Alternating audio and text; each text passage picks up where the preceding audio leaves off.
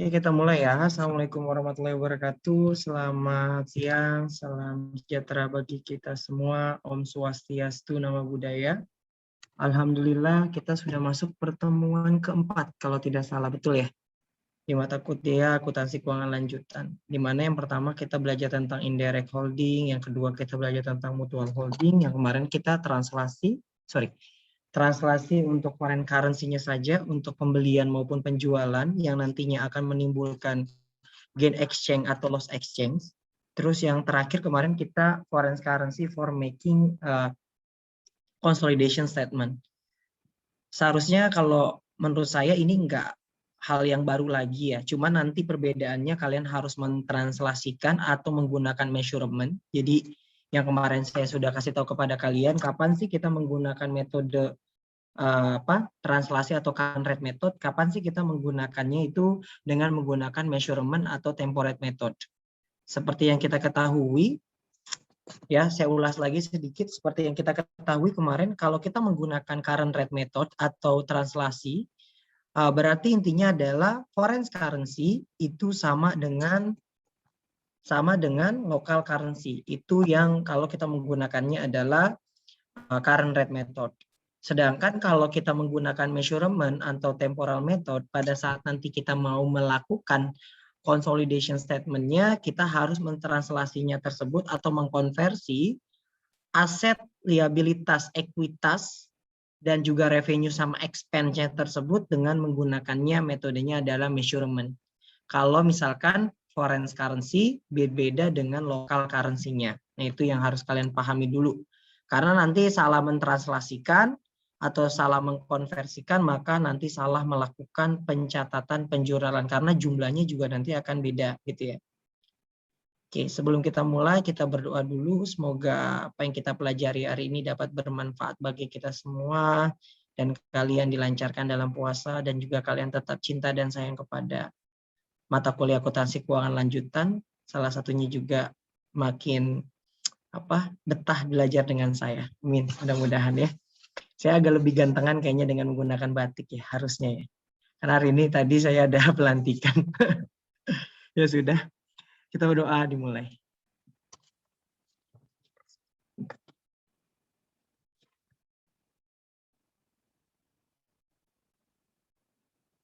Berdoa dicukupkan. Karena gini ya, ada gak sih yang sedikit cerita ya, saya tuh kayak agak kurang pede gitu kalau pakai batik tuh kayak muka saya dewasa banget gitu loh jadinya. Enggak, padahal saya maunya dilihatnya awet muda gitu, biar umur saya tuh agak sepantaran sama kalian kan gitu ya. Ya itu biar gak tegang aja. Sebelum kita masuk ke materi selanjutnya, ada yang mau ditanya terlebih dahulu mungkin? Kalau nggak ada kita mulai ya.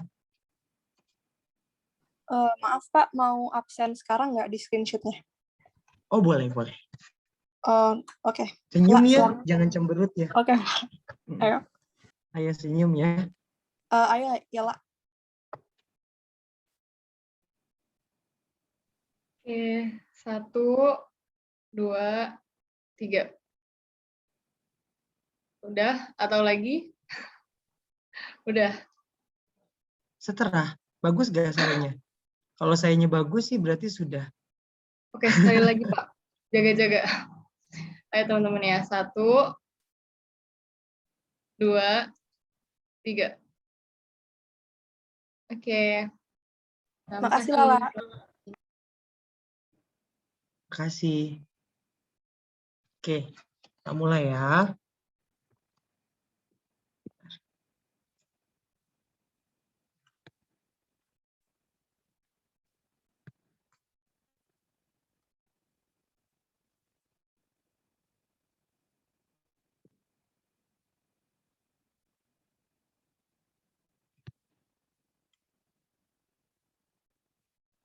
Sedikit lagi kita ceritakan lagi yang harus kalian pahami dan harus kalian hafalkan ya. Karena nih kalau nggak dihafalkan nanti jadi bingung sendiri gitu ya.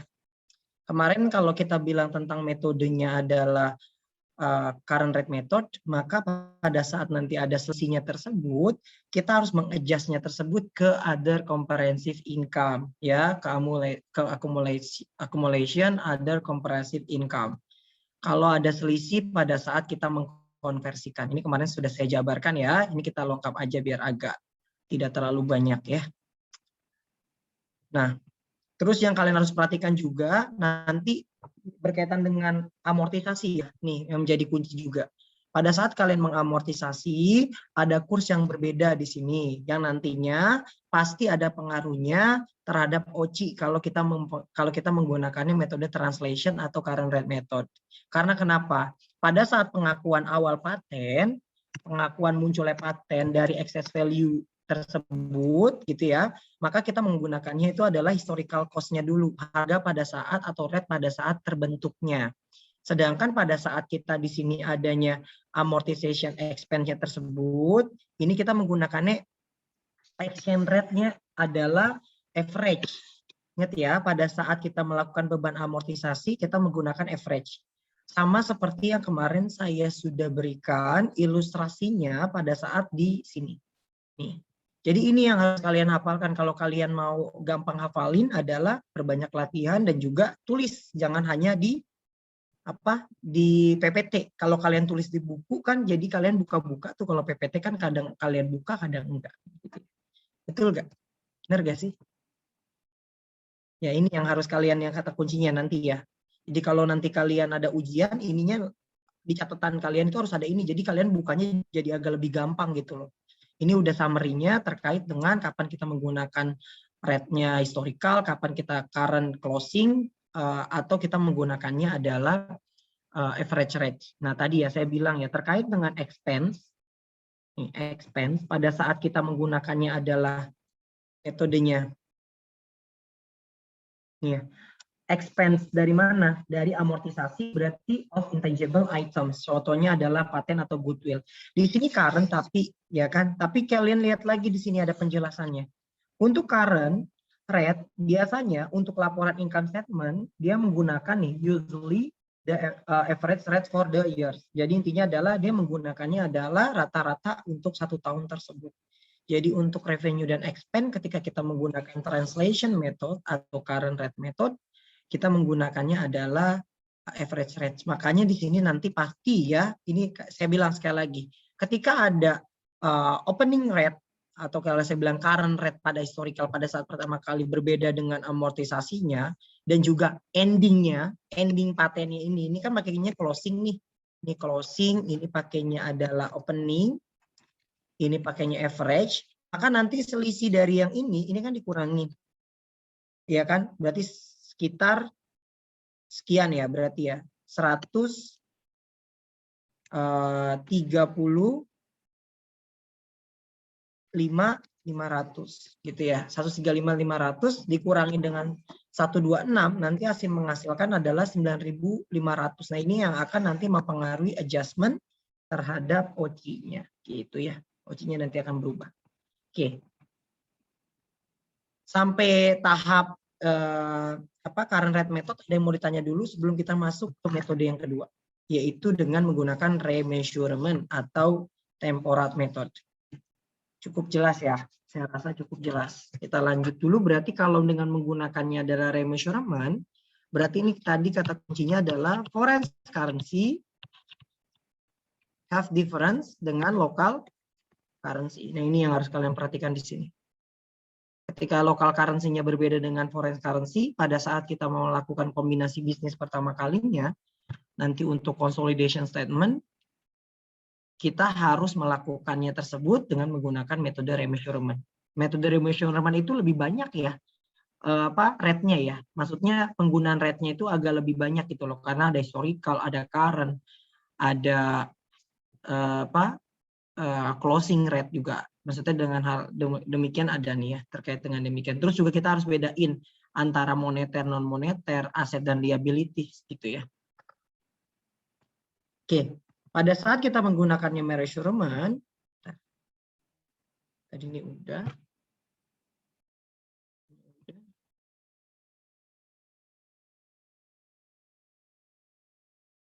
Pada saat kita menggunakan yang measurement, ketika untuk pembuatan foreign currency financial statement tadi ya, foreign currency tidak sama dengan local currency. Nah, sekarang kita menggunakan current rate method example, gitu ya. Kapan kita menggunakan current rate method? Di sini, ini contohnya lagi ya. Oke, kalau menggunakan current rate method, contohnya kita mentransaksikan adjustment untuk trial balance, aset dan liabilities untuk tahun tersebut, kita menggunakannya current rate. Current rate di sini ini summary-nya aja ya. Current rate di sini kita pakai closing rate ya.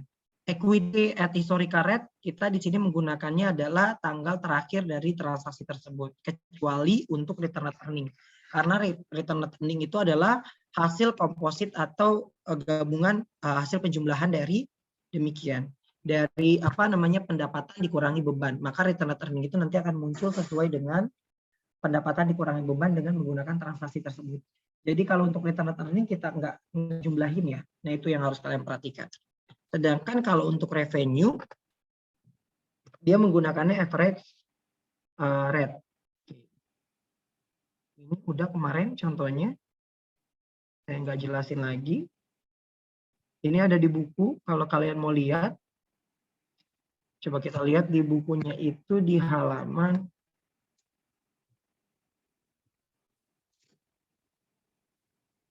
ini 100% ya membelinya. Iya kayaknya 100% ya. Bentar.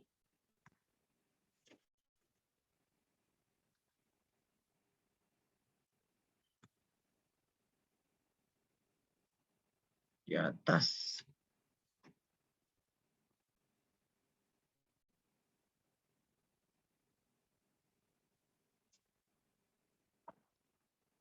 Coba kita cari rate-nya berapa di sini 1.40. 1.40. Nggak ada. Ini asumsikan berarti ya. Berarti kalau kita lihat dengan menggunakan current rate method tadi untuk akumulasi depresiasi, account payable, bond payable itu menggunakan apa ini? Closing rate ya. Sedangkan kalau untuk capital stock tadi dia menggunakan adalah capital stock. Tadi capital stock, ayo. Capital stock dia menggunakan apa di situ? Tanggal terbentuknya capital stock tersebut ya. Sedangkan kalau untuk sales dan exchange gains, ya di sini dia menggunakannya adalah average.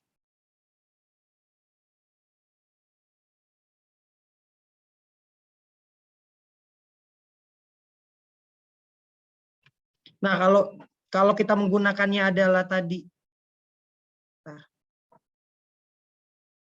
ini salah tulis nih ya. Harusnya di sini dia menggunakannya adalah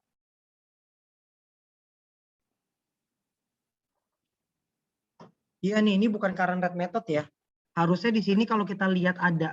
Kenapa saya bilang ini bisa salah tulis? Karena harusnya kalau kita lihat exchange gains, oh ini dari expense ya. Ini dari advance, berarti ada pembelian. Karena di sini nggak ada soalnya, jadi saya agak bingung sendiri nih. Coba kita lihat dari sini aja ya soalnya ya. Jangan kita lihat dari PPT-nya deh. Kalau kita mau lihat dari PPT-nya, berarti kita harus buka dulu ininya, bukunya. Kalau enggak dari sini aja deh, modul aja biar lebih gampang.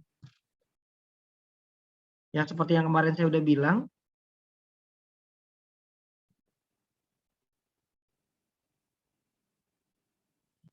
kita ulas lagi. Kurs pada saat kombinasi awal 1.30, ya kan? Kurs rata-rata adalah 1.25.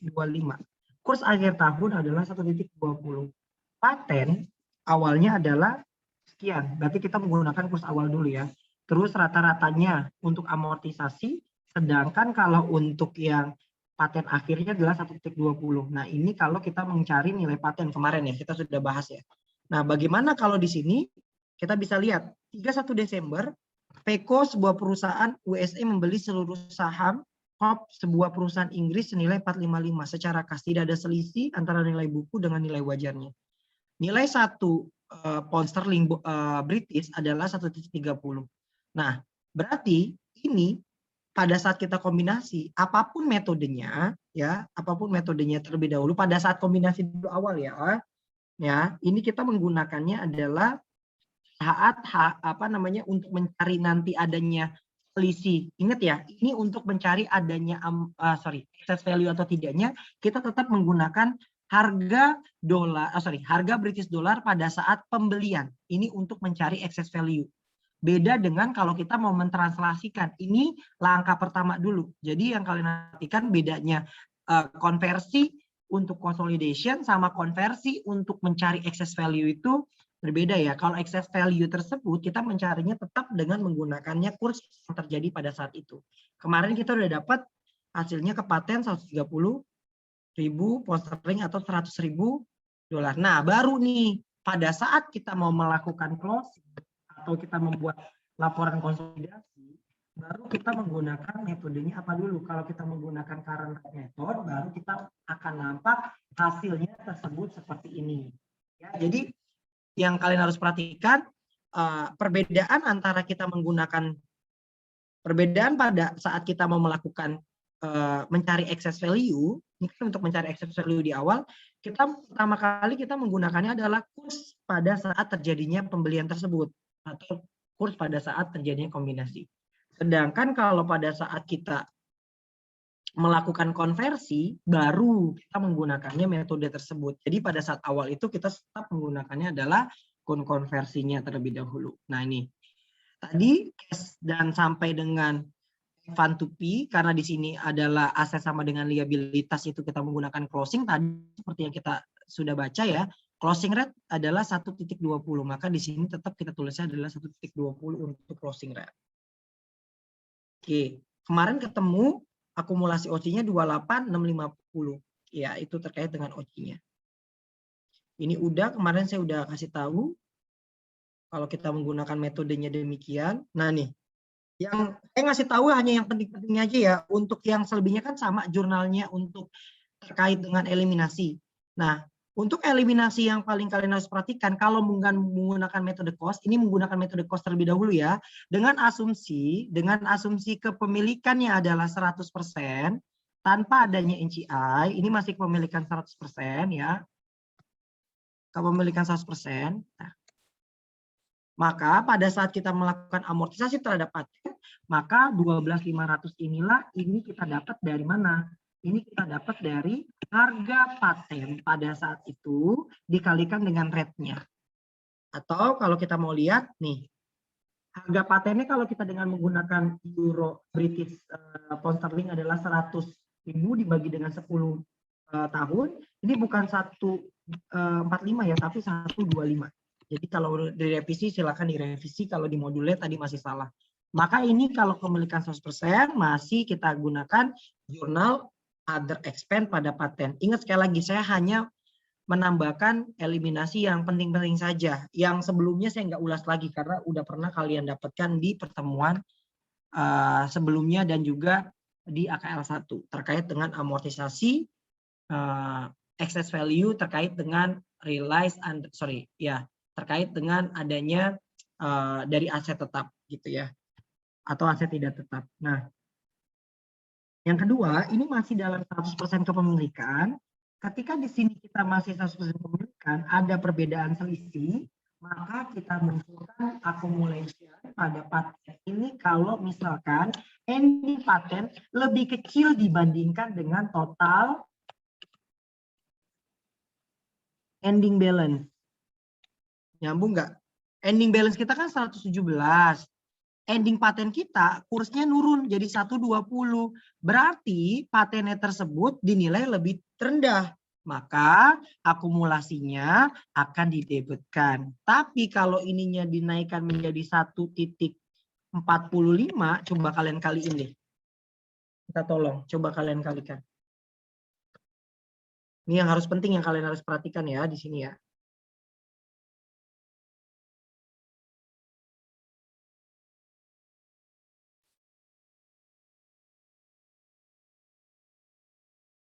Ayo, apa?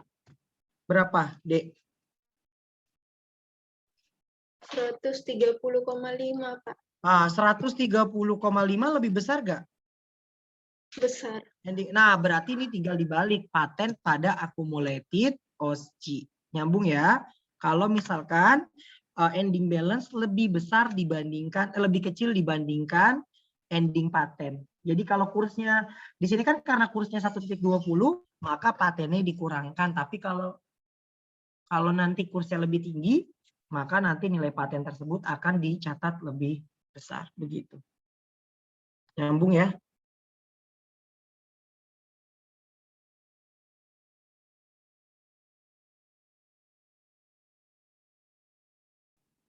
Gimana Devina? Nyambung? Mau tanya Pak, Hmm. yang 1,25 itu rata-rata 1,3 sama 1,2 itu ya Pak? Di soal udah dikasih tahu sih. Oh, Kalau kayak gini di bukan. soal udah dikasih tahu. Oh, bukan Jadi hitung di sendiri soal nih. Pak. Oh iya iya. Akhirnya ngitung sendiri. Oke, makasih Pak. Begitu. Ya, kalau itu tanya aja ya. Nurbaiti, Nurbaiti boleh? Nurbaiti Rahmi. Iya, Pak. Nah, senyum. Senyum dong. Dari tadi saya sambil lihat dia ini cemberut aja gitu loh. Sorry ya. Enggak. Lagi pusing atau lagi apa? Lagi perhatiin? Ya cuma ngeliat aja, Pak. Oh iya, oke. Siap. Sorry ya, ternotis ya. Iseng aja sih orang emang random gini saya orangnya. Oke, ada lagi yang mau ditanya terkait dengan demikian. Jadi kalau kalian harus perhatikan ya tadi ya, antara pada saat kombinasi bisnis sama dengan consolidation statement itu harus diperhatikan. Kalau consolidation statement baru kita menggunakan dua metode tersebut ya, yaitu translasi atau current rate method atau yang sebaliknya yaitu dengan measurement. Tapi pada saat kombinasi bisnis terbentuk, pada saat kita mau mencari excess value, baru kita tetap menggunakan kurs pada saat terjadinya pembelian tersebut. Nyambung ya? Nah ini. Pak, ini gimana advance to S-nya? Kalau dia menggunakan kursnya beda. Nah di sini dia kursnya sama-sama menggunakannya dolar dan nggak ada translasi, maka nggak akan muncul gain exchange ya. Kalau ada nanti gain exchange atau loss exchange harus dieliminasi terkait dengan advance from S sama advance to P, atau kalau kita sebut dengan cara ini sama aja utang piutang kan. Nah, kalau kita dengan menggunakan metode equity, kemarin saya ulas lagi, investasinya kan kita ada keuntungan dari income dikurangi dengan amortisasi. Karena NI dikurangi amortisasi, hasilnya adalah 93,350. Ini untuk pencatatan terkait dengan income di awal. Nah, pada saat kita mau melakukan rugi, kenapa bisa rugi? Kenapa bisa rugi? Karena nambahnya di mana tadi ini? Di debit atau di kredit ini? Other comprehensive income di debit atau di kredit pada saat kita melakukan translasi kombinasi bisnisnya.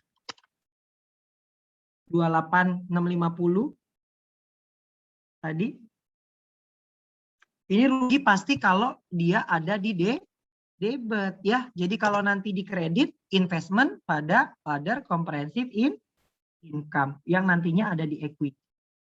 Ini karena selisihnya kurang aja. Kalau kalian lihat ada di bentar. Kalau kalian mau lihat lagi, ini selisihnya di debit nih ya, yang 28 sekian-sekian. Ya, posisinya di debit. Kalau nanti di kredit itu di bawahnya return rekening nih. Itu.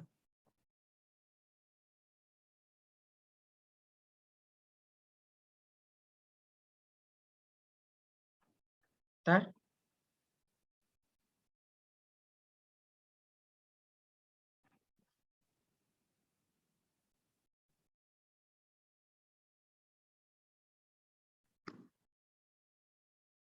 Oke, kita lanjut lagi.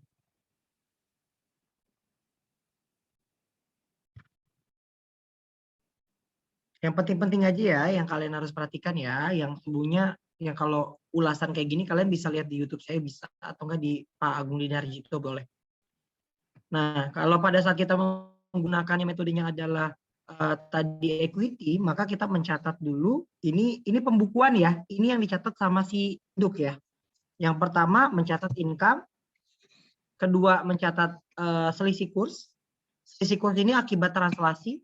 Karena ini posisinya di debit, maka kita munculkan other comprehensive pada investment. Tapi kalau posisinya di kredit, nanti investment pada other comprehensive dan diletakkan di equity, gitu ya. Ini untuk mencatat rugi selisih paten.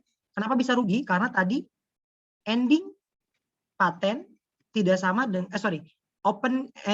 ending paten itu lebih kecil dibandingkan dengan rate, gitu ya. Tadi ya. Dibandingkan dengan rate paten lebih kecil dibandingkan dengan ending patennya, sehingga nanti akan muncul rugi, gitu ya.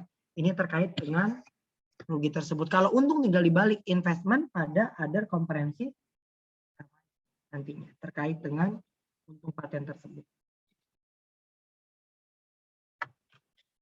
Ini nerima dividen, ini sama semuanya. Nanti jurnalnya sama ya. Kalau kita gabung maka 93 dikurangi 28. 93 kan ini sudah selisih antara tadi pendapatan 105 dikurangi 12 sekian-sekian ya. Ini 2895 dikurang 36, maka nanti saldonya adalah sekian. Sedangkan untuk saldo OCI adalah 38150. Kenapa OCI-nya? Tinggal kalian tulis aja di sini. OCI yang pertama 28 di debit. OCI yang kedua 9.500 di debit. Maka total OCI-nya di debit. Gitu. Nanti akan masuk pada saat kita membuat consolidation.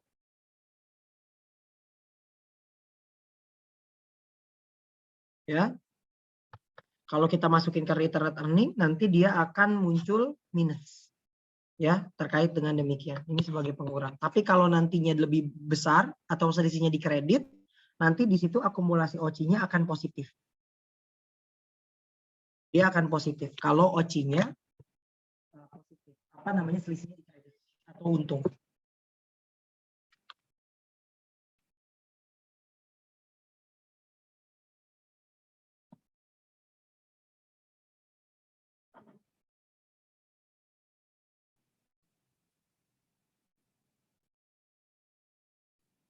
Lalu ya, aku balas. Sampai sini ada yang mau ditanya terlebih dahulu sebelum kita lanjut? Untuk jurnalnya sama ya, ini enggak ada perbedaan. Nah, jadi dia langsung mengurangi tadi investment. Kenapa investment? Karena OCI-nya sudah di awal, sudah di reclass ke sini kan. Bedanya gitu kalau menggunakan metode equity. Jadi pada saat kita mengeliminasi paten tersebut, langsung investment pada paten. Gitu. Dan investment pada akumulasi OCI. Nah ini terkait dengan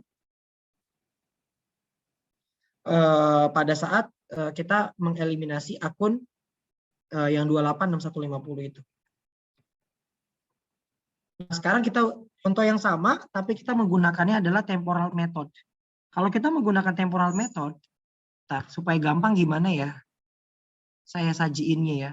Bentar ya. Soalnya kan di atasnya tuh soalnya. Kalau enggak kalian lihat soalnya aja deh. Soalnya itu kan ada di halaman tadi, halaman berapa tuh? Jadi kalian buka soal sekaligus gitu ya. Nanti saya nggak ulang-ulang lagi gitu kan. Soalnya tadi ada di halaman. Nih, halaman 6. Coba kalian lihat soalnya halaman 6. Terus kita jabarkan dengan menggunakan temporal method. Pada saat kita menggunakan temporal method, ini masih kepemilikan 100% ya. Ingat, saya masih ngajarin yang 100%. Jadi nanti patennya tersebut pada saat tadi adanya OCI, kita ngakuin 100%. Tapi kalau nanti adanya HCI, maka OCI-nya tersebut kita bagi ke paten berapa. Maka nanti pada saat kita eliminasi akan muncul akun HCI di bawahnya. Misalkan paten pada HCI-nya berapa gitu. Intinya gitu. Bedanya hanya di situ. Nabila gimana? Ngerti Nabila?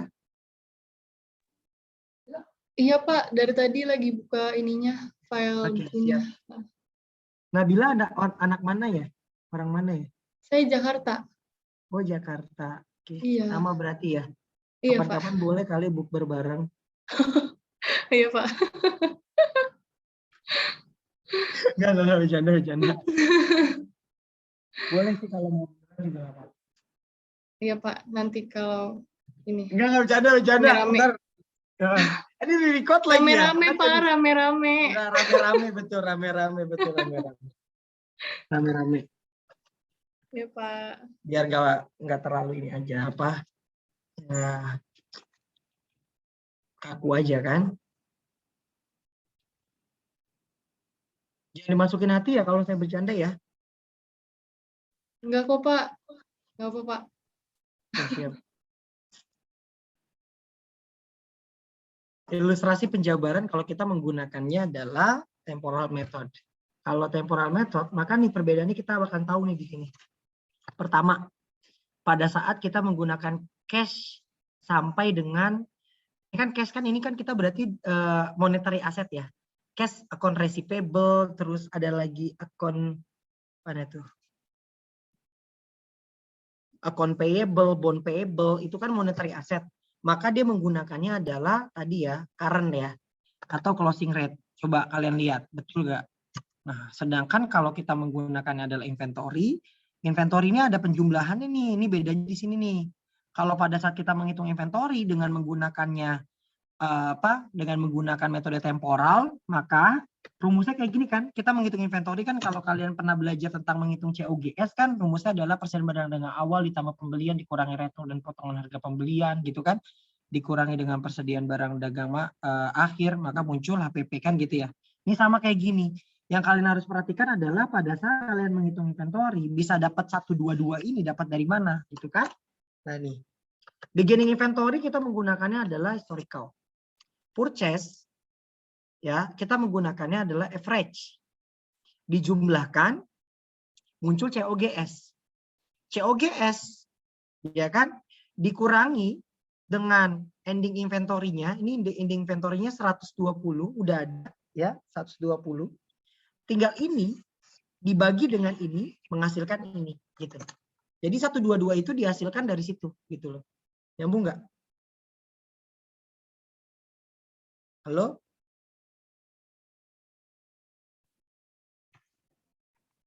Jadi kalau untuk ngitung inventory yang 122 ini kalian hitung dulu dari sininya, penjabaran ke sininya, stop sampai situ, ending inventory kan kita udah tahu nih dari soal, ya kan? Berapa gitu kan? Maka hasilnya baru kita kurangkan gitu. 146 dibagi 120 hasilnya 122. Atau kalau ini ending inventory-nya belum ketahuan, pasti COGS sudah tahu. Berarti nanti available for sale dikurangi COGS muncul ending. Ini juga available for sale dikurangi dengan COGS baru dikalikan dengan, nah nih COGS sebesar 37.100 adalah perhitungan dari yang di atas ya. Jadi pada saat kita menghitung COGS itu udah ada 134. Nah nih. Jadi COGS juga kita nggak bisa ngitung sendiri gitu loh.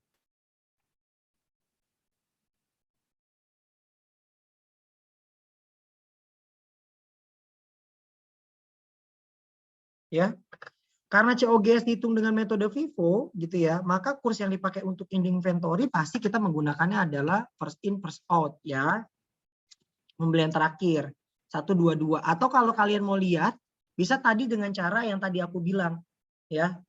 Tapi kalau misalkan ininya udah diketahuan, pembelian terakhirnya udah ketahuan, biasanya kalau di soal itu antara COGS ketahuan baru kita disuruh cari ending inventory-nya atau udah ada kurs endingnya. Jadi kalau ada kurs endingnya tinggal kalian make dari sini. Tapi kalau kalian belum ada, caranya tadi lihat dari COGS-nya. Biasanya udah ada COGS atau udah ada informasi terkait dengan kurs pembelian terakhir. Tapi kalau LIFO berarti gimana? Kalau LIFO jarang sih. Kalau LIFO berarti kita pakai kurs pada saat pertama kali. Gitu loh. Berarti tetap kita gunainnya adalah nanti di soal biasanya dikasih tahu.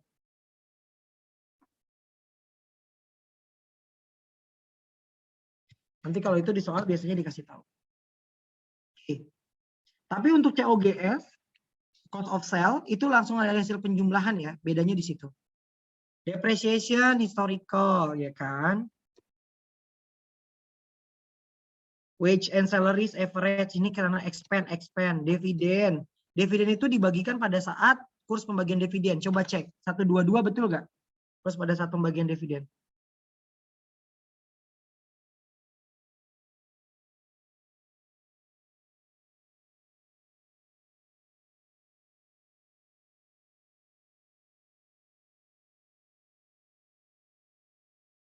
Halo, betul nggak? Di halaman 6, coba cek tadi. Benar, Pak.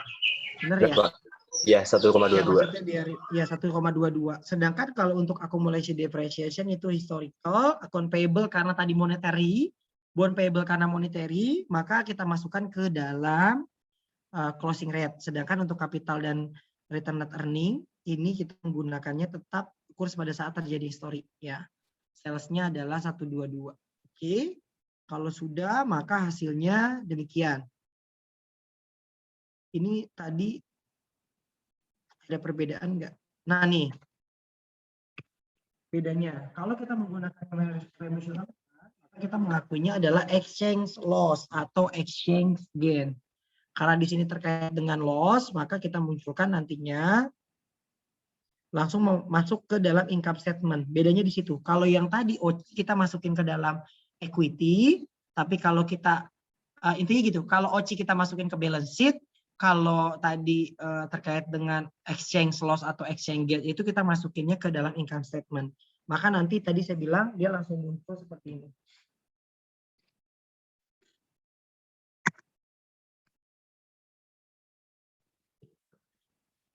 Soalnya kok jadi ke situ sih.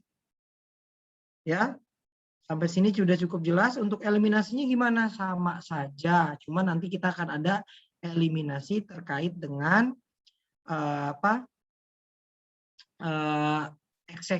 ininya doang ya. Sorry. Income-nya tersebut kan kalau tadi kan kita kurangi dengan ada gak sih paten dan lain-lain. Tadi kalau di sini kita juga ada paten sih.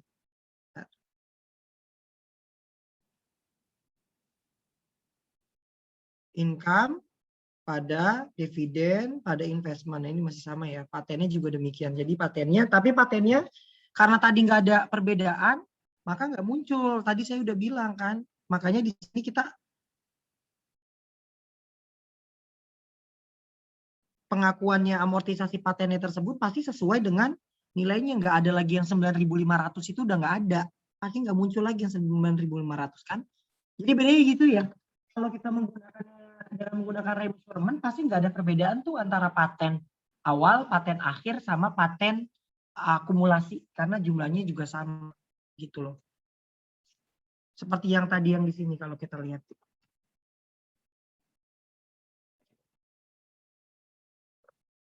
Bentar. Kalau kita lihat di pattern yang di sini, nah kalau di sini kan tadi kan beda ya kalau kita menggunakan metodenya current rate method.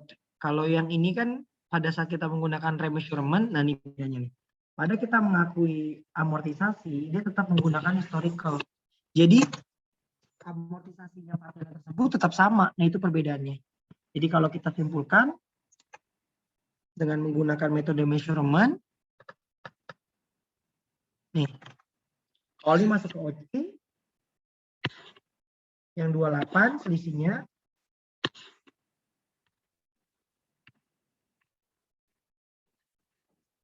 Kalau yang ini 29 kita langsung masukin ke dalam ada expense. Terus amortisasi paten, nah ini nggak ada. Tadi saya bilang perbedaannya pasti nggak ada. Nah itu ya. Bedanya di situ aja deh. Jurnalnya semuanya sama. Sampai sini cukup jelas terkait dengan kalau kita adanya 100% kepemilikan dengan menggunakan metode remeasurement dan juga current rate method. Cukup jelas ya. Gimana Aulianisha? Susah banget namanya. Ya, jelas, Pak. Jelas ya. Kamu orang mana Surabaya? Kan, Pak, orang Tegal. Oh, Tegal. Tegal sama Surabaya hampir mirip ya. Logatnya, tapi kamu agak lucu ya kalau ngomong ya. Artikulasinya lucu gitu loh. Tapi kok Tegal putih ya? Nggak tahu, Pak. Berarti sama kayak Fadil Jaidi ya, kamu ya? Orang Tegal dia. Ya, Kenal gak Fadil Jaidi? enggak, Pak. Wah, berarti saya, kalau Pak Mam kenal gak Pak Mam? Enggak, Pak. Kenal. Widya Maharani gimana? Aman, Pak. Aman ya, kemarin kan nanya tuh. Senyum ya. Alfiana, Fatin Ulia gimana?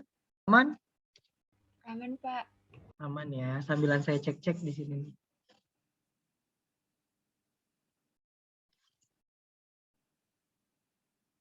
Kayaknya yang paling anak stan banget saya lihat stylenya ini Elvina Zeke ya. Luar biasa kamu. Subhanallah. Kenapa, Pak? Bener-bener kayak di kelas gitu maksudnya. Kenapa, Pak? Yang lain kan kelihatannya cuma muka, bajunya apa kita nggak tahu ya. Kayak kerudung. Kamu doang gitu loh, full size gitu. Sampai full size gitu. Emang iya, Pak ya? Nggak kelihatan di Ya, yang saya. lain kan nggak ada. Bagus, saya suka gaya kamu ini. Iya, saya juga suka, Pak. Oke, mantap. Oke ya, tadi terkait dengan penjabaran dengan menggunakan current rate sama juga dengan menggunakan measurement method. Habis ini kita akan belajar bagaimana kalau ada muncul NCI. Gitu. Nanti habis itu baru kita latihan. Saya absen dulu sebentar ya. Ini masih ada 22 orang nggak hadir. Tapi harusnya hadir semua ya. Nggak apa-apa saya absen. Sambil saya kenal nama kalian. Tak kenal maka tak sayang kan? Tak sayang maka tak cinta maka tak menikah. Tak menikah maka tak punya momongan. Kan gitu ya. Adnan, Hadir, Pak. Hadir, Pak. iya. Ajeng, Hadir, Pak. Alida, Hadir, Pak. Alfiana, Hadir, Pak. Alvira, Hadir, Pak. Alfiza, Hadir, Pak. Anggit, Hadir, Pak. Nisa, Hadir, Pak. Aris, Hadir, Pak. Adia, Hadir, Pak. Cahyo, Hadir, Pak. Catami Kamsa, Hadir, Pak. Devina, Hadir, Pak. Dimas, Hadir, Pak. Elvina, Hadir, Pak. Arlina, Hadir, Pak. Maufuri, Hadir, Pak. Alwi,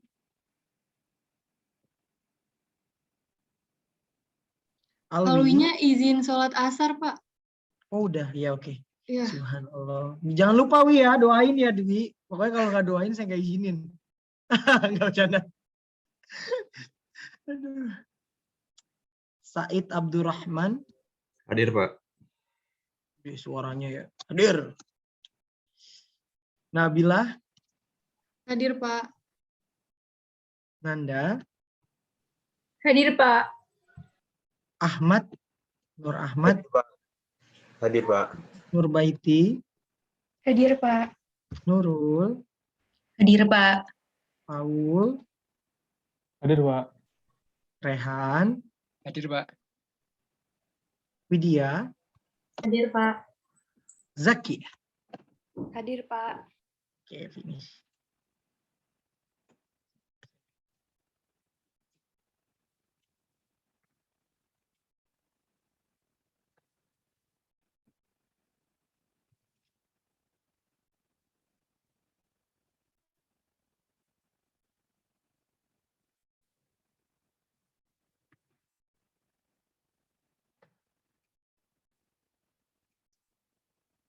Sebentar ya.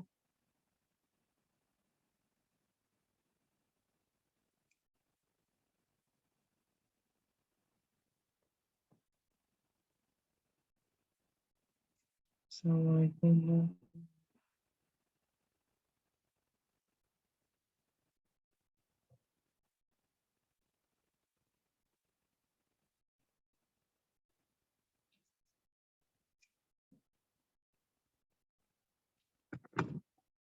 Kita dulu. WA-nya belum kebuka. Ini kalian nggak ngelihat ini kan ya? Apa? Chrome kan ya? Masih lihatnya PDF kan ya? Iya, Pak. Masih, Pak. Ya, Pak. Ya nggak apa-apa, maksudnya saya takutnya kalian ngelihat Chrome saya, maksudnya dalam hal ini WhatsApp gitu kan. Kayak tadi saya pastikan.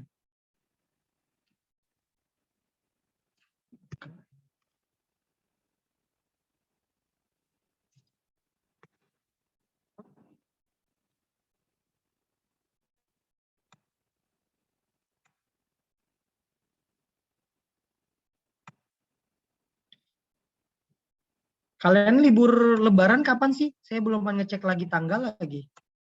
Kita terakhir mata kuliah kapan ya? Liburnya mulai tanggal 10, Pak. 10 apa? 10 Mei. Jadi ini gas terus? Iya, Pak. Sampai pertemuan 6 kayaknya. Seriusan? Iya, Pak. Ya Allah. Sama aja, kerja juga begitu. Gue nggak juga lagi. Ya udah. Nanti kemungkinan saya sambil ngajar sambil liburan ya.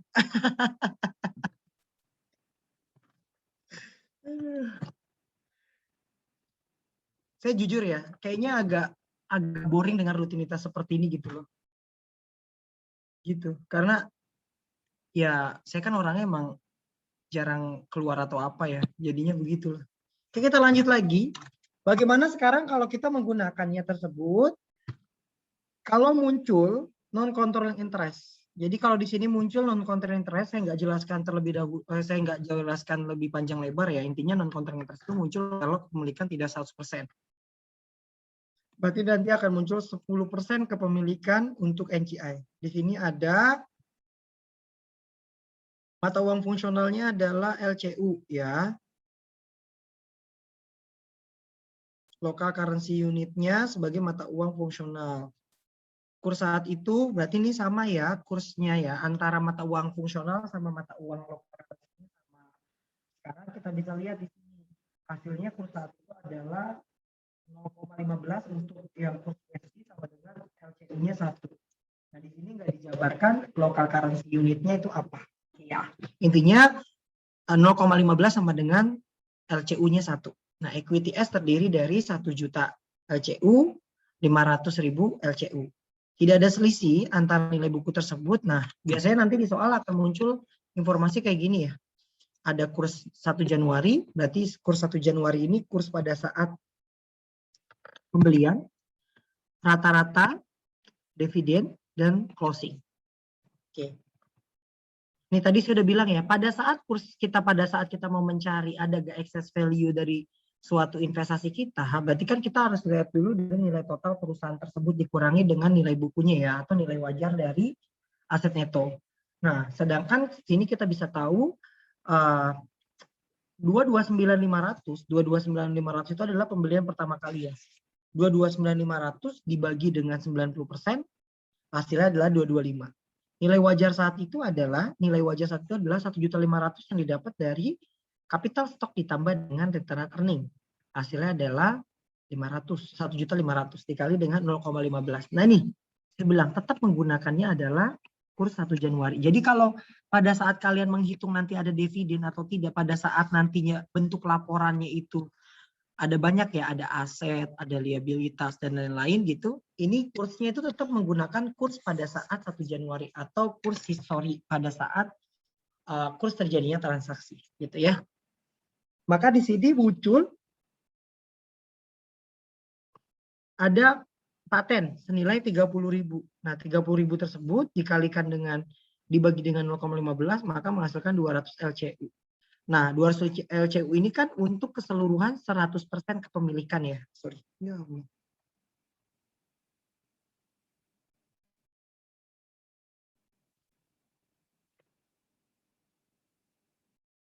Tadi mana tuh? Nah ini.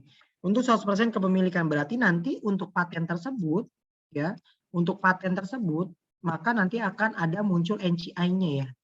Gitu ya, dari total 200 LCA tersebut. Nah, ini tadi saya bilang, pada saat kita mau menjabarkan untuk laporan konsolidasi, baru bisa kita jabarkan tersebut dengan menggunakan apakah tadi kita current rate method atau remeasurement. Karena tadi diasumsikan soal ini fungsional rate-nya sama dengan mata uang lokal currency-nya, maka kita menggunakannya adalah current rate method. Maka ini sama, saya nggak ulas lagi. Mungkin kalian udah paham ya, ini saya nggak ulas lagi, ngerti ya caranya ya. Pada saat kalian mentranslasikan ya, tinggal dikalikan saja dengan kursnya ya. Kursnya tersebut dengan menggunakan metode current rate method. Coba kalian lihat di sini. Ada yang mau ditanya mungkin terkait dengan mengkonversikan dengan current rate method. Coba perhatikan di sini yang mungkin ada yang kalian mau ditanyakan, saya nggak ulas lagi ya. Untuk terkait dengan 0,17, 0,55, 0,16 gitu ya. Sorry, 0,15, 0,16 itu tinggal kalian sesuaikan dengan rumus yang sudah tadi saya kasih tahu kepada kalian. Maka nanti akan nampak sebagai berikut. Nah, kalau kita lihat di sini posisinya ada other comprehensive income. Other comprehensive income-nya 30.000. Berarti kalau kayak gini nanti akan mengurangi ya. Sorry. Oh, di sini nggak minus ya. Di sini di bawahnya di posisi kredit ya, sorry. Di sini di posisi kredit, maka nanti hasilnya nggak usah diminuskan, atau dengan kata lain di sini untung sebenarnya dari selisih kurs tersebut. Nah, maka kita jurnal nantinya seperti ini. Ini kalau kita menggunakannya adalah cost method, berarti pada saat kita menghitung NCI ending, nah NCI endingnya berarti bagaimana? Awalnya kita bisa lihat ya, kepemilikannya ini pendapatan 150.000.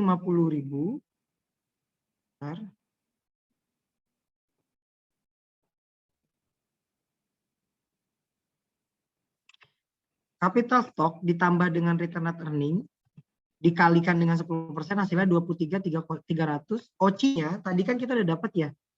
OC-nya tersebut didapat dari selisih tersebut ya, 30.500. Nah, OC di sini ada kepemilikannya si non-controlling interest. Maka nanti harus kita jurnalkan ada tambahan non-controlling interest sebesar 3050. Untuk NCI ending-nya itu sama 3060. Ini nantinya ini kita dapat dari mana? 3060. 3060 ini dari paten yang tadi kita cari selisihnya. Kalau kita lihat patennya awal adalah, kalau nggak di sini ada hitungannya sih. Jadi tadi opening balance paten dikurangi dengan akumulasi, hasilnya tersebut lebih besar daripada endingnya atau tidak. Kalau kita lihat di sini ada 3060 karena nanti ada 3600. Coba kita lihat perhitungan patennya. Nah nih. Jadi pada saat kita menghitung paten, sorry saya agak ke bawah dikit karena yang saya ulas hanya yang penting-penting saja, saya nggak ulas lagi yang kemarin-kemarin gitu ya. Nih, pada saat kita menghitung paten, kan tadi di sini opening, di sini kita menggunakannya adalah stretch. Saldo akhir paten kita menggunakannya adalah ending. Ketika di sini lebih kecil dibandingkan dari sini, gitu ya, maka di sini akan muncul untung 3.800. Nah, tadi yang saya udah bilang, pada saat kita untung tersebut, maka jurnalnya, ini saya lengkap ya, jurnal terkait dengan yang lain-lainnya nih. Pada saat kita mau menghitung terkait dengan paten yang 3.800 untuk terkait dengan tadi adanya akumulasi tersebut, gitu ya, 3.800. Nih, 10%-nya, selisihnya, nanti 10%-nya itu masuk ke dalam paten. Jadi jurnalnya adalah paten akumulasi pada NCI ending. Ini bedanya. Kalau kepemilikan tidak 100%. Sedangkan nantinya untuk mengalokasi NCI tersebut terkait dengan pendapatannya dia, karena di sini tadi nggak ada pengumuman dividen ya yang dibayarkan ya. Ada nggak?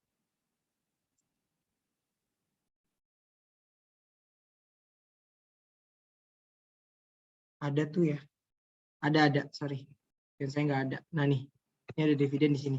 Ini dia dipisah ya terkait dengan demikian.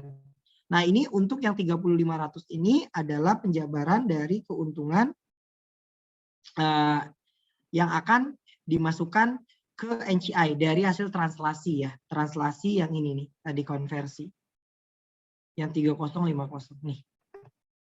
Dari other comprehensive income. Jadi akan muncul dibalik, kalau tadi adalah OC-nya itu menjadi di kredit, sekarang OC-nya menjadi di debit. Nanti akan dapat OC pada NCI ending. Oke. Kalau kita menggunakan metodenya adalah metode equity, bagaimana? Sama aja sebenarnya. Pertama kita mencatat income-nya.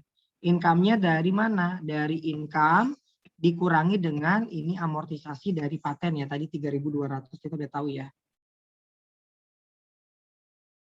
Nih. 3.200. Hasilnya 18.720 tapi dikalikan dengan 90%. Untuk yang kedua investment in S ini terkait dengan hasil selisih kurs. Yang tadi 3.500 yang di posisi sebelah kredit, maka nanti akan munculkan investasi pada OC. Ini tadi yang saya udah jebarkan ya. Jadi sebenarnya kalian itu nggak usah pusing terkait dengan demikian, tinggal tambahin pengakuan OC aja. OC kalau kita menggunakan metodenya temporal method, current rate method, atau kalau kita menggunakannya exchange gain atau exchange loss itu kalau kita menggunakan metode measurement. Intinya seperti itu. Jurnalnya sama. Yang paling harus kalian perhatikan ya tadi aja, jurnal tambahan terkait dengan paten. Nah, bagaimana dengan menggunakan metode cost? Metode di sini yang 9 ini masih current rate method, tapi khusus nanti kalau setelah kombinasi bisnis menggunakan investasinya. Jadi penjabaran ini setahun setelah kombinasi bisnis. Bagaimana akannya? Nah ini kita menggunakan kursnya kurs yang baru lagi ya. Jadi jangan pakai kurs yang sebelumnya. Jadi pada saat kita mengakui kurs tersebut, maka kursnya tersebut sudah kurs baru. Nah ini tadi saya bilang. Ya, jadi kalau yang tadi kan 16 sekian gitu ya pada saat ini coba minta. Kalau nggak salah tadi kursnya adalah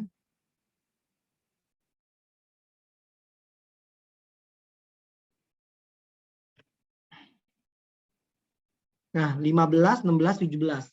Sekarang udah naik lagi, maka kalian tinggal transaksikan saja sesuai dengan tambahan soal. Maka kalau di sini udah ada ketentuan demikian, maka otomatis mau nggak mau pada saat nanti kita melakukan konversi kita menggunakannya kurs yang baru, gitu ya.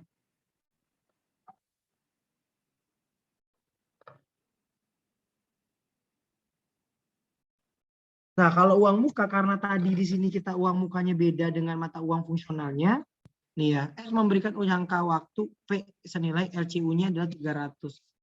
Mata uang fungsional tadi kan kalau nggak salah dolar ya, kalau nggak salah tadi.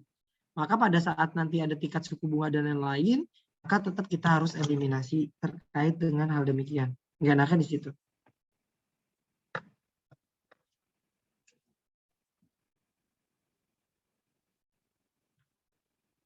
Nah, di sini untuk add fund atau yang tadi terkait dengan peminjaman uang gitu ya.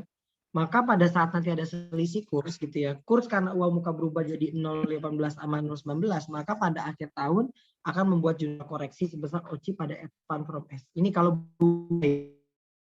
ya kursnya. Kan tadi dibilang di sini.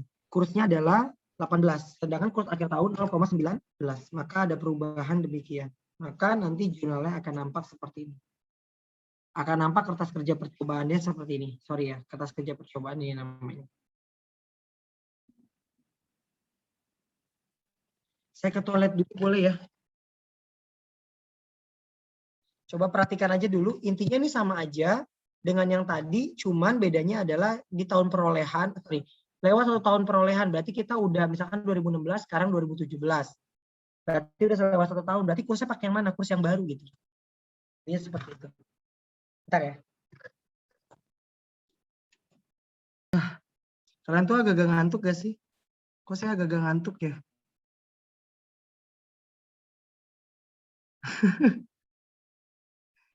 Bener gak sih?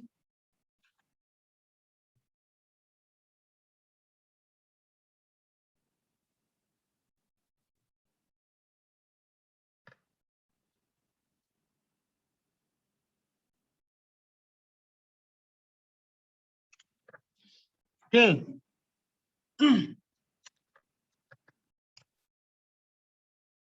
Jadi tadi saya udah bilang terkait dengan kalau tadi kursnya itu berbeda antara yang tahun 2016 sama 2017, maka nanti kita menggunakannya kurs yang terbaru ya untuk consolidation-nya tersebut. Ya. Jadi ada perubahan antara kursnya doang. Intinya seperti itu aja.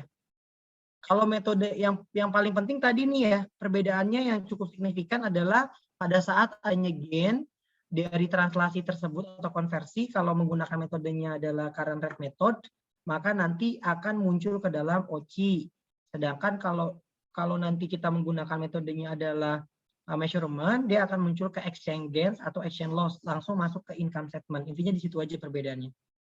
Saya nggak jelasin lagi jurnal satu persatu ya, karena saya rasa kalian itu dari AKL 1 udah numpuk nih ya jurnal eliminasi itu dari awal sampai pertemuan ke berapa ya?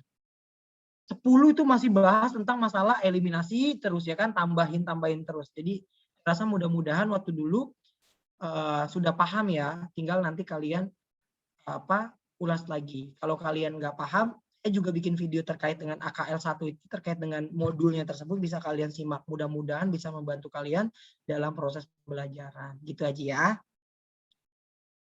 Nah, ini konsolidasinya sama. Saya nggak jelasin lagi. Nah, bagaimana ketika nantinya ada transaksi interperusahaan, Pak? Sama aja, nggak ada perbedaan. Kalau transaksi interperusahaan nanti intinya adalah ya kita mengeliminasi aja akun perbedaan tersebut gitu. Nah, bedanya hanya di sini nih. Tadi saya bilang paten, kalau nanti kita kepemilikan tersebut nggak 100%. Gitu. Ya. Kalau untuk terkait dengan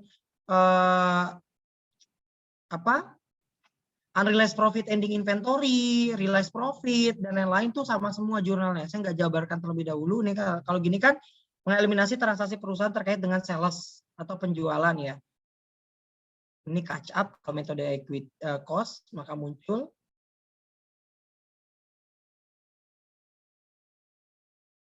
Nah, ini bedanya di sini nih. Pada saat kita melakukan amortisasi, ini kan berarti mengejas akun paten karena adanya laba selisih kurs tadi ya.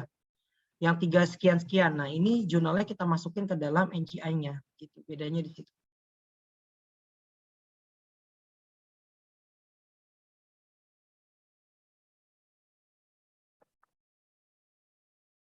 Coba kita lihat coba di sini.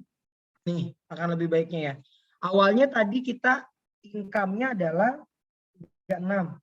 Dikurangi 3.600 itu adalah coba kita lihat 3.600 itu tadi realize ya. Unrealized ya.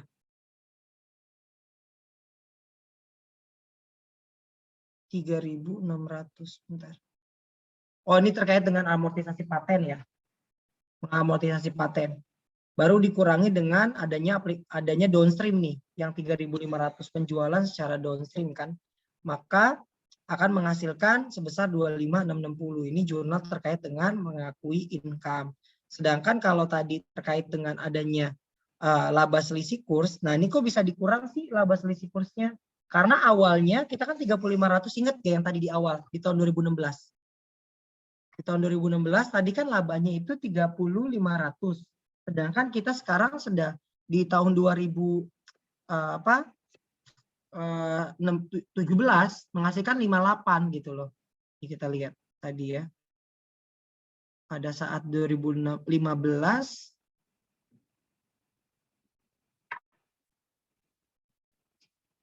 di atasnya tadi kalau kalian mau lihat nih 3.500 ya. Awalnya kita 3.500 nih. Sekarang menjadi setelah kita konversikan, nah nih, sekarang menjadi 58 sekian-sekian, maka ada selisih. Nah, selisihnya itu berapa? Ya 20 sekian-sekian. Nah, itu hanya yang ditulis. Jadi OCI-nya tersebut jangan kalian Ditambah 58 lagi. Jadi 58 ini udah OCI secara keseluruhan. Nyambung nggak? 58 ini OCI secara keseluruhan dari tahun 2016 sampai dengan 2017 gitu. Bedanya hanya di situ aja. Bentar nih. Tadi ya. Nah, ini kalau untuk selisih kurs paten tetap kita tulis saja karena di sini tadi tetap menggunakan metodenya current rate method, maka ada selisih antara kurs paten. Tapi kalau dengan menggunakan metodenya temporal pasti nggak ada muncul.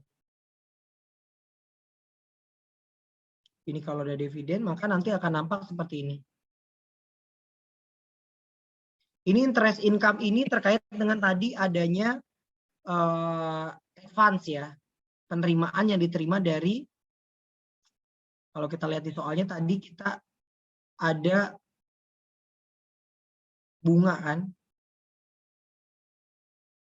bunga kita berikan dari utang tersebut nih, 10% tingkat suku bunganya per tahun, berarti per setengah tahun adalah 5%, tinggal dikalikan saja.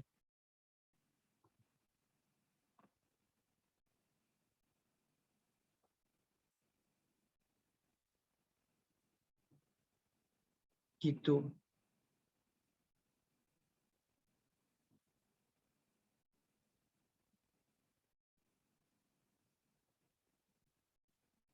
Oke, coba kalau kita lihat lagi, nanti di buku tinggal dibaca aja.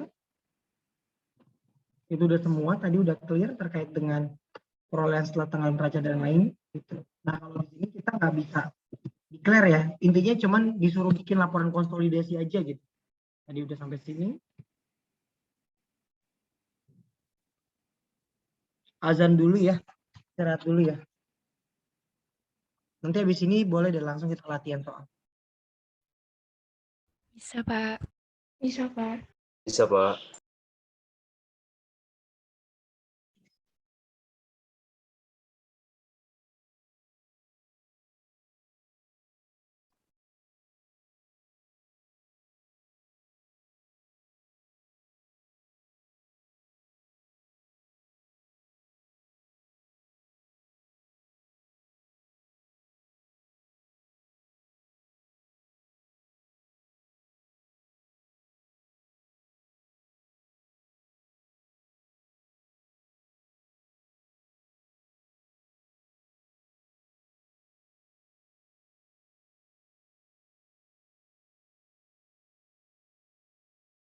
Oke, lanjut ya.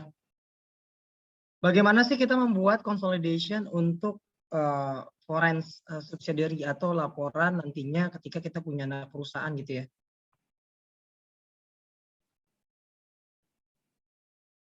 Nah, intinya adalah nantinya induk boleh menggunakan translasi atau measurement untuk subsidiary financial statement. Tapi ketika apa? Ketika nantinya sudah sesuai dengan kaidah yang kemarin saya sudah bilang ya, yaitu berarti laporan konsolidasi subsidiary tersebut kita menggunakannya dengan menggunakannya translasi atau measurement tersebut ketika lokalnya tersebut apakah sama dengan foreign currency atau tidak, atau sebaliknya, intinya seperti itu. Ini agak dipercepat aja.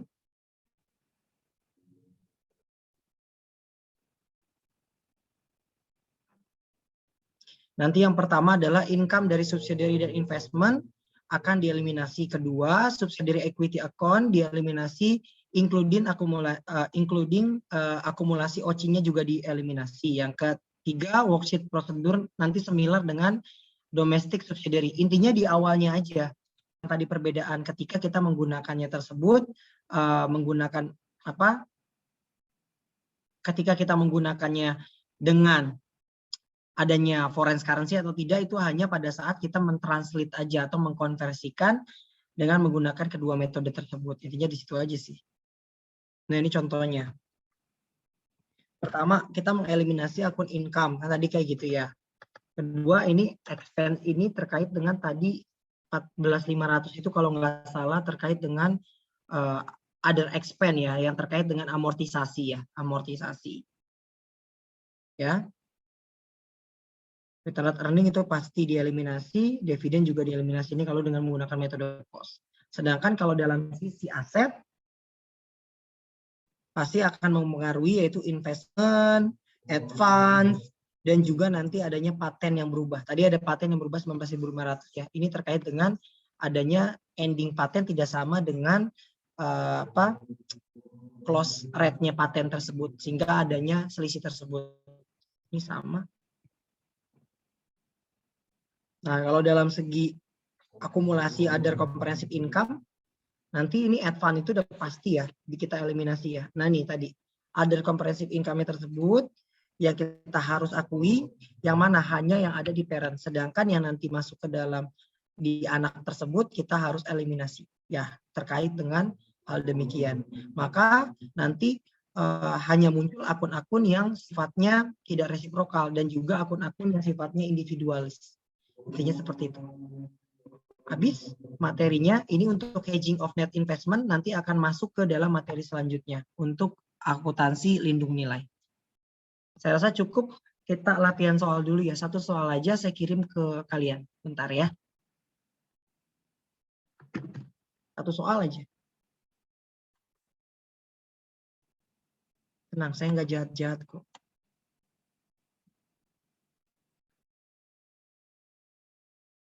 Kalian latihan dulu.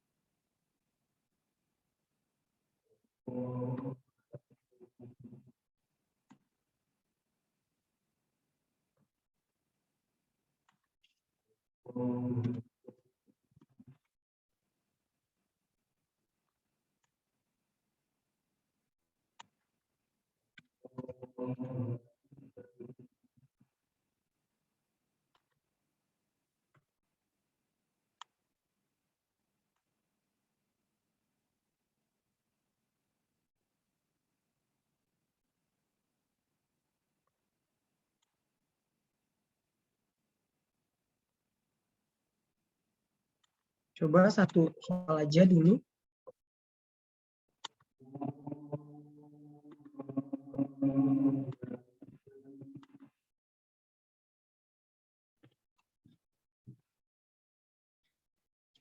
Oke, sudah masuk, coba di WA cek.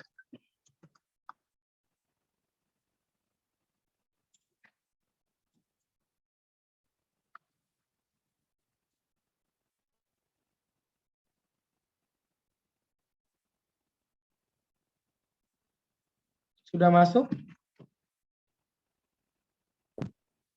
Sudah, Pak. Coba kalian kerjakan. Nomor satu aja soal yang nomor satu itu.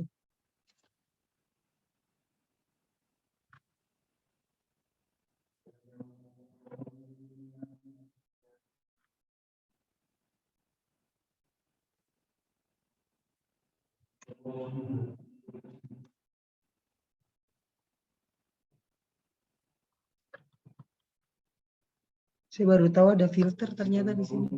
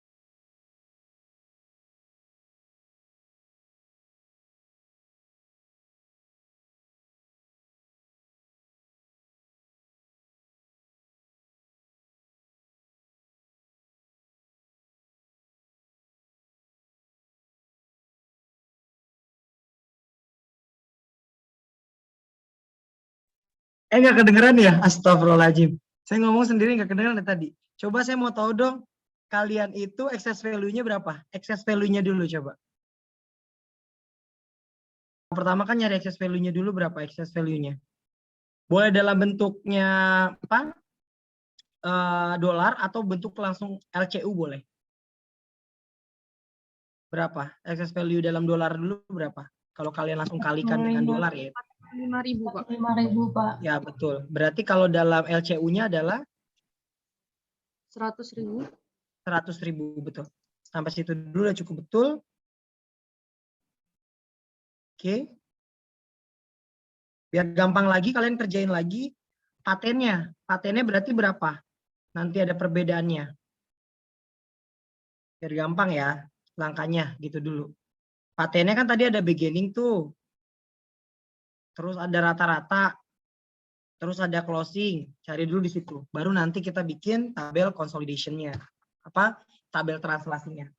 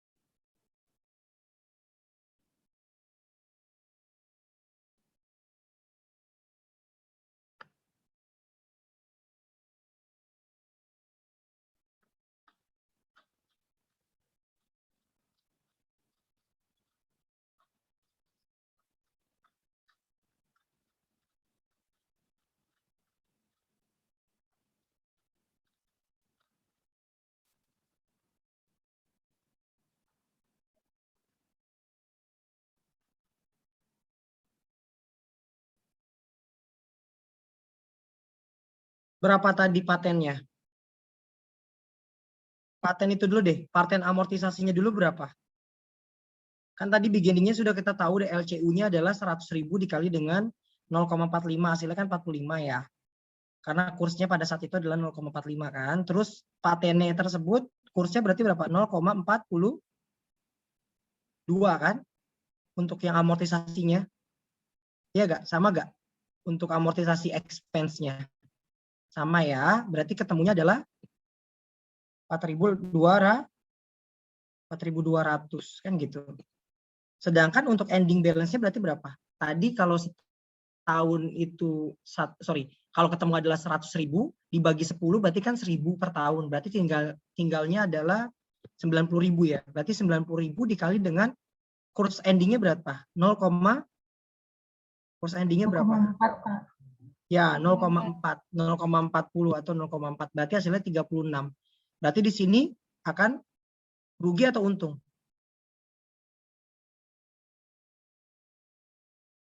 Over ya. Sorry, bukan rugi atau untung. Over ya. Untuk yang net amortisasinya kan 4.800. Berarti kan 4.800 dikurangi dengan 90.000 dikali dengan 0,4 berarti kan 36. Maka nanti akan mengurangi OCI sebesar berapa? Berarti selisihnya aja.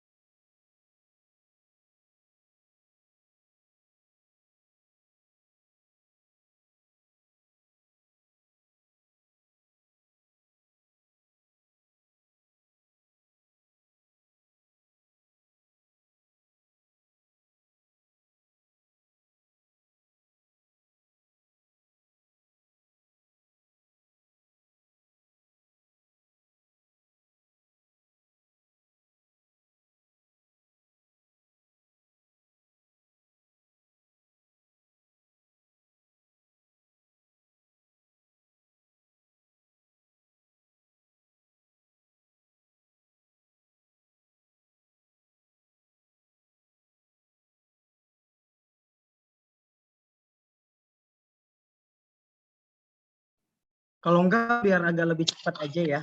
Nanti kalian bisa samakan, nanti hasilnya juga saya udah kasih kepada kalian. Boleh ya, karena ini kantor udah, Pak, yuk Pak. Ya, oke. Boleh ya, kita agak cepet nggak apa-apa ya.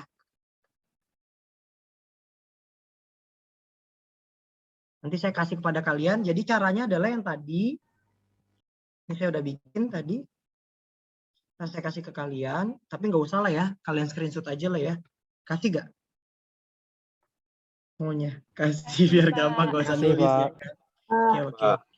Jadi nanti tadi kan cost of acquisition-nya adalah 2605, samain ya. Ini tadi udah sama, saya nggak hitung lagi. Untuk beginning amortisasi paten dan lain-lain juga tadi saya udah kasih tahu ya caranya demikian. Kita ketemu 4.800, nanti akan mengurangi OCI. Oke, dari situ kita bisa tahu ya bagaimana kita translasikan, karena di sini tadi foreign currency-nya sama dengan local currency, maka hasilnya demikian. Coba kalian perhatiin. Dari tabel tersebut ada yang dibingungkan nggak? Ini sama ya, harusnya sama dengan jawaban kalian. Nanti akan muncul di posisinya tersebut di debit untuk OAC-nya. Sama? Sama tidak? Harusnya sih sama ya. Ini tinggal kalian tadi cari-cari aja terkait dengan kurs mana yang kita gunakan. Kalau yang cash sampai dengan plan aset, terus juga ini karena sama aja ya, dividen sama apa? Kurs pada saat dividen sama 31 Desember ini karena sama aja 0,40. Tapi nanti kalau itu berbeda, yang dividen itu tetap menggunakan kurs dividen ya. Ini karena di soal sama aja gitu. Maka nanti totalnya demikian gitu ya. Jadi demikian. Kredit juga hasilnya adalah 6.370.000. Ada yang sama di sini, kalau beda nanti tinggal kalian coba bikin lagi gitu ya. Dari hasil demikian baru kita bikin eliminasi jurnalnya. Yang pertama sama seperti yang kita ketahui, kita akan mengeliminasi income from-nya ya. Untuk income from di sini, ini kita udah dapat dari mana? Kalau di soal dikosongkan. Bentar. Ini saya udah tulis. Dari NI dikurangi dengan amortisasi paten. Jadi 90% dikalikan dengan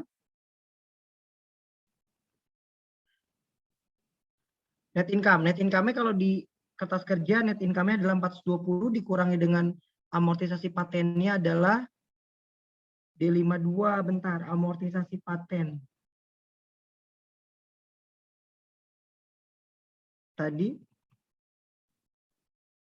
ini 4.200 menghasilkan berarti 374.220, ini sudah dikalikan dengan 90%. Untuk yang investment in S, ini tinggal kalian kalikan saja, dikurangi dengan dividen gitu ya, maka nanti menghasilkan investment in S. Terus untuk yang kedua, ini saya acak aja ya. Yang kedua ini terkait dengan kita menghapus akun equity-nya.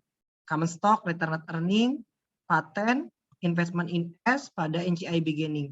Nah, yang kalian harus perhatikan di sini, NCI beginning ini kan 0,1%, karena tadi kita miliknya adalah 10%, atau sorry, 10% atau 0,1 ya gitu ya. Maka tinggal dikalikan dengan CS, return earning, ditambah dengan paten. Ini jurnal seperti biasa lah. Nah nih, untuk amortisasi ini jurnalnya sama ya, amortisasi paten, pada paten 4.200. Pak, boleh nggak masukin other expense? Ada yang masukin langsung ke other expense juga nggak apa-apa. Ada juga yang kayak gitu. Terus terkait dengan NCI. Nah nih, untuk NCI ini kita dapat dari mana? Dari laba gitu ya, dikurangi dengan amortisasi dikali dengan 10%, menghasilkan 41.3580 gitu ya. Ini terkait dengan hal demikian. Untuk dividen ini dapat dari dividen dibayarkan dikali dengan 10%. Dividennya adalah 50.000. Dikalikan dengan 10% hasilnya 5.000. NCI ini tinggal dikurangin aja. Terus untuk investment in S yang di sini ini terkait dengan adanya paten yang terakhir perbedaan. Ya, perbedaannya berapa? 4.800 ya, 4.800 lebih. Jadi kalau di sini kan berarti mengurangi paten dan mengurangi FCI, tapi investmentnya tersebut akan bertambah. Ya, investmentnya kenapa bertambah? Karena expense-nya kan berkurang. Kalau dengan kata lain nantinya, gitu ya. Investment in Investment in S 4.320, NCI equity pada paten. Nah, itu intinya. Nah, ini untuk eliminasi ya beda dengan yang tadi. Kalau OCI sama tadi terkait dengan patennya tersebut, OCI sama investment itu pada saat pembukuan. Jadi kalau yang 4.320 ini dicatat nanti OCI gitu ya pada investment in S sama kayak tadi, itu tapi untuk pembukuan aja di bukunya. Sedangkan kalau eliminasi tetap sama ya, kayak gini ya. Nah, ini untuk OACI-nya, tinggal kalian cari aja OACI dari akumulasinya. Berarti tadi kalau kita lihat di sini 270 ya. Berarti OACI-nya tersebut kita bagi ke S-nya adalah 437, ke NCI-nya adalah 27. Nah, ini. Nah, tadi saya bilang, ini adalah pembukuannya. Jadi kalau untuk pembukuannya OACI sama investment, sedangkan kalau pada saat eliminasinya investment pada paten, gitu ya. Terus, ini untuk mencatat OACI pada investment terkait dengan adanya rugi terkait dengan konversi dari mata uang dolar ke LCU ya, atau LCU tadi ya, LCU ya. LCU ke dolar, sorry. Yang terakhir, ini untuk eliminasinya. Ini kalau mau nanti bawain lagi biar ya. Ini untuk eliminasinya, kalau yang ini, yang G. Yaitu terkait dengan peminjaman advance profit pada investment in S. I think enough for today. Ada yang mau ditanya? Nggak apa-apa, agak cepat nih, nggak apa-apa ya, 30 menit lebih cepat ya. Gimana Bu PJ saya? Insya Allah cukup Pak hari ini. Cukup ya, nanti ini aku kasih ke kalian ya, jawabannya ya. Jadi harus kalian perhatikan, jurnalnya sama, tinggal tambahin aja terkait dengan OCI pada investment di pembukuan, sama OACI pada investment, kalau ini terkait dengan posisinya adalah di debit, kalau nanti posisinya di kredit tinggal dibalik. Sama ini juga.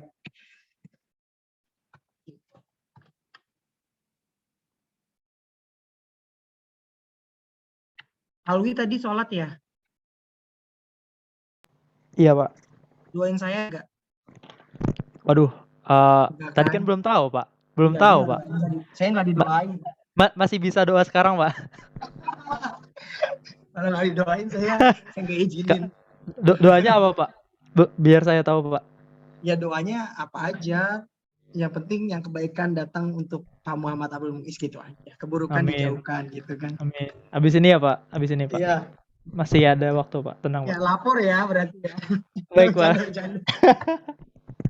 Aduh, kamu tuh itu juga ya suka anime juga ya, kata Ratna. Kata Ratna. Ratna bilang Pak. Iya, karena Ratna sering ngechat Ratna. Suka aja Pak. Suka aja. Suka aja Pak. Enggak. Cosplay. Oh enggak lah Pak. Kirain aku kamu cosplay jadi Nezuko. Enggak Pak. Saya yang jadi iblisnya Pak. Siapa yang jadi iblis yang mana? Muzan Pak, tapi yang ceweknya. Beneran? Serius? Enggak lah Pak. Enggak. Tapi emang movie-nya juga bagus sih kemarin itu. Yang Mugen Train ya Pak. Karena genre ya saya suka. Karena genre anime saya magic di iblis, terus adventure. Tapi saya nggak suka romance. Saya nggak suka. Oh sama dong Pak. Bapak lihat ini nggak? Lihat Jujutsu Kaisen nggak Pak? Udah semuanya udahan. Itu bagus ya Pak ya? Itu Biasa bagus. aja sih sebenarnya. Saya lebih sukaan kalau